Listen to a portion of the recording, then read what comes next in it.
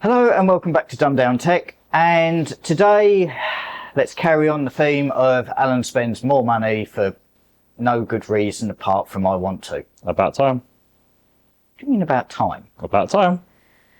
Anyway, about time on this channel, we're going to look at an Intel ARC card. Not the usual one everybody tests. We're going to look at the Intel ARC A750 and run that through our benchmarks and see, did I get good value for this? Because I feel I have, and I haven't told Chris what I've paid for this yet. So let's come back to that in a minute.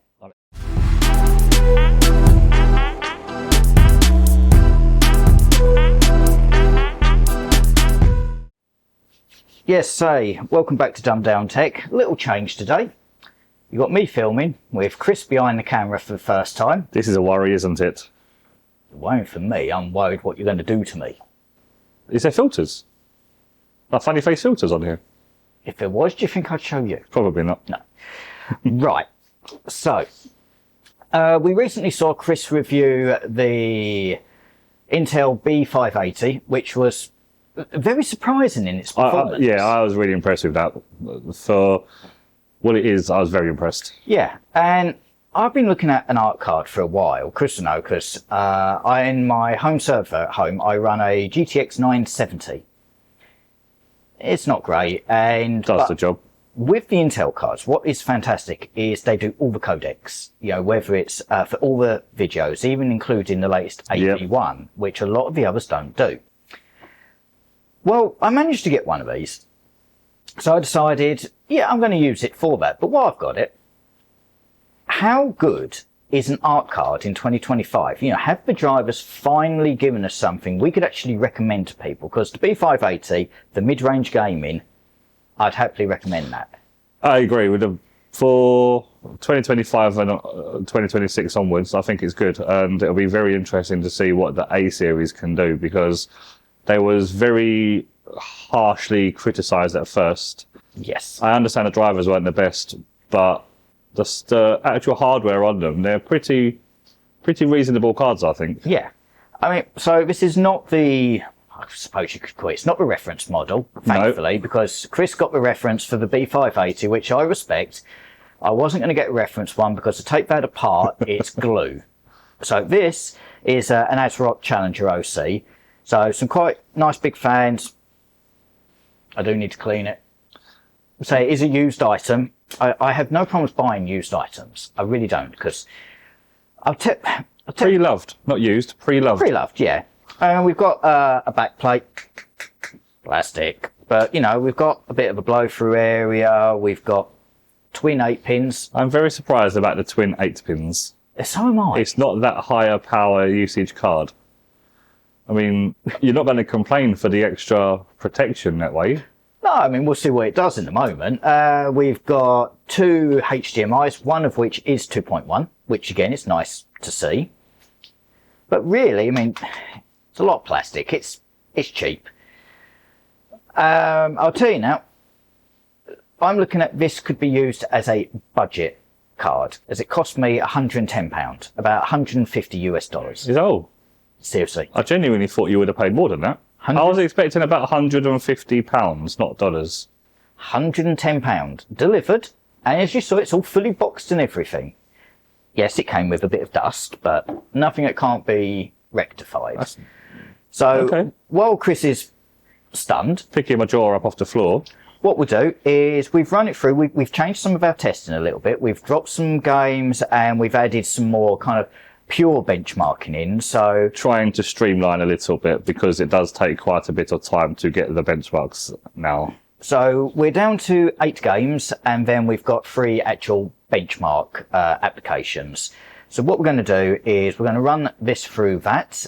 We have retested quite a few other cards, and we're going to pitch this against other bits near its price point. So 6700 XT. Yeah, I like it. 3070, I know that's a lot more. And also I've thrown Chris's B580 results in there. So you can kind of see first to second gen where we're at. So let's run that lot, and we'll come back in a minute and we'll bring up some results. Right, we're back after the testing, and good news, the plucky little card did well. Very well indeed. Well, I think it did well. No, I think it was really good actually, Right. for especially at the price you paid. I need to learn the ways of the eBay Jedi. Yeah, do you know what? I'm half tempted. We're going to have to work it out down the line. I can see another FPS battle coming on. Yeah, all right. I've got a card that I've done some testing on that you don't know about yet. Well, you've still got to try and dethrone the 6700 XT. Yes, I didn't say anything yet, but I've got a card that I've done some testing with at home. That's worrying. It'll- Keeping secrets from me. I think it'll win. I'm hurt. Anyway, enough about us. To be honest, if they're here, it's all about us. Yeah, fair point. Well, anyway, look, let's bring the graph up like so and have a look at some of these results. So starting off with 1080p, we'll see with AC Mirage that, yes, the 750 came bottom of the pile with 60 FPS, but considering the other cards are nearer to the mid-range than this. And the again, cost of the cards as well. Exactly. I mean, the 6700 XT, that was £200 used. The ARC B580... I spent on my one 285-ish, even though it's cheaper now, but that's what I spent. And the 3070 is still around £300, isn't it? Yeah, it is. Yeah. So this is the cheapest card by miles. So 60 FPS I'm more than happy with. And again, 60 FPS is fine for gameplay in most games. I disagree with anybody who says 60 isn't good enough. So moving on, and this is one of the surprising ones, Cyberpunk 2077, 71.9. Moving forward, really, I won't go through all of these, but the plus points, Final Fantasy over 100, Red Dead Redemption 2, 82.8. Now, the 6700 XT only got 92.8 there, and that cost nearly double what this card did. On the ARC side, weirdly on Red Dead, so on the B580, that came out the best at 111.3. Really surprising on that. Yep. Other noticeable bits was Black Myth Wukong. Our best result has been the 3070 at 52.3, and then the B580 at 35, and the 6700 XT at 33, and the lovely little A750, 31. I think that's very impressive. Seeing as RTX was always going to win that. Now, we say about the drivers have improved massively. We have found one game where no. And that comes in with GTA 5 Legacy Edition, where the B580 comes in at 113, and for some reason the A750 came in at 38.6, and we did test this multiple times, different settings, trying to work out, and it just did not like it.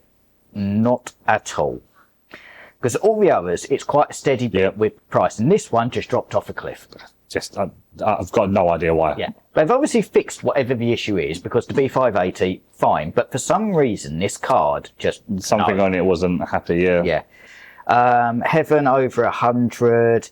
Port Royal over 50. One of our new ones. Yeah, over 50.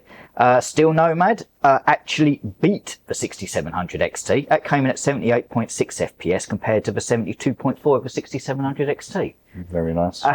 Again, can't complain. Now, the B580 has been championed at a 2K card, 1440p. Yep.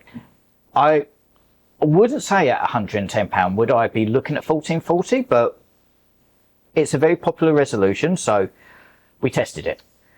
So going into the 1440 2K results, it's not a card I'd really recommend for it. I mean, £110 and you're going to look at 1440, but it is a resolution that's very, very popular. It's becoming a go-to for people nowadays. It is. The price is so good. It is. Now, this is where kind of the B580 really shone, and it put up a good fight overall. Some games, yeah, we were under 60. Assassin's Creed Mirage, Cyberpunk. I mean, that was close. It was very good. 54.4. Playable. Final Fantasy was 73, Forza 78, Red Dead was 64, Shadow of a Tomb Raider 75. So a lot of them were still over. And we're doing this at high settings. You know, we're not low settings here. This is high. Yes. Did have the same problem with Grand Theft Auto 5 Legacy.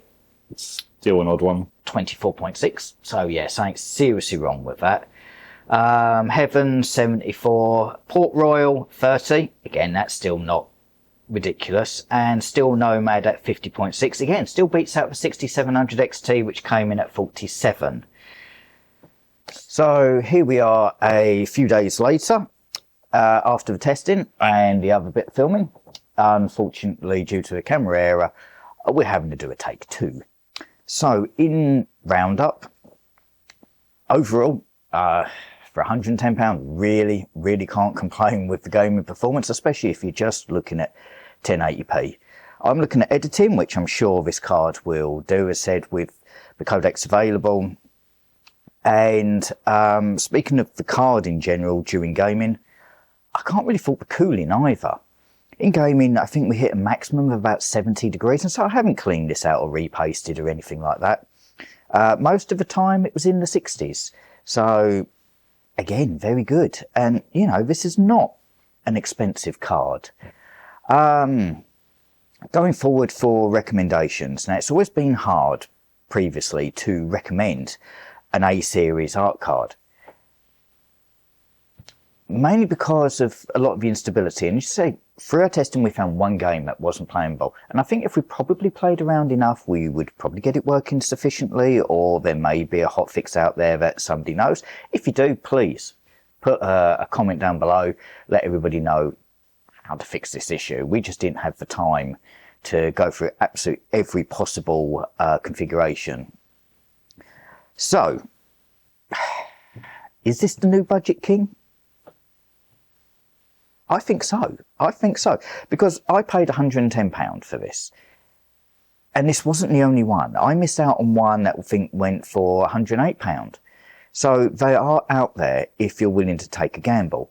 But if your budget is tight, and I mean really tight, I don't think you could go very wrong with an A750. So maybe it's time to give Intel a little bit of love. Feels weird saying that, but hey, you let me know what you think. So please, like, subscribe, and I hope to see you in the next one.